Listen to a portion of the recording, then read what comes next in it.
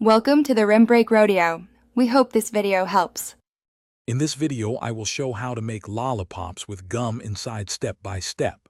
Start by sanitizing equipment, melting sugar to the softball stage, stirring in color and flavor, and pouring rounds onto a silicone mat.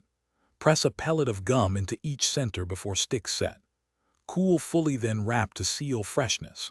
Test one to ensure gum remains chewy and candy is firm for best results. Measure ingredients precisely and plan timing, since sugar cooks fast and burns easily.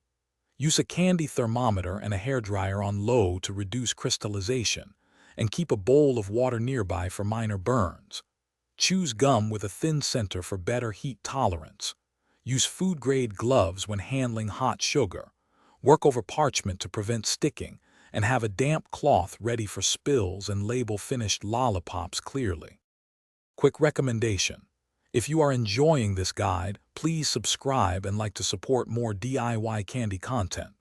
On another note, the products seen here make storage and cleanup easier.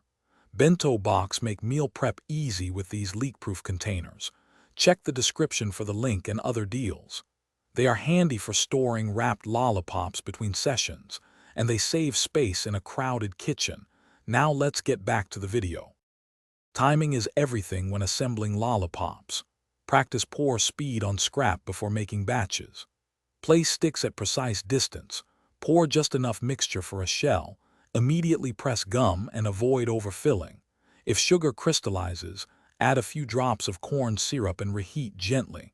Cool at room temperature on a flat tray. Wrap each pop airtight to preserve texture and prevent humidity from softening candy, and label with date. Thanks for watching. Consider subscribing if we helped you.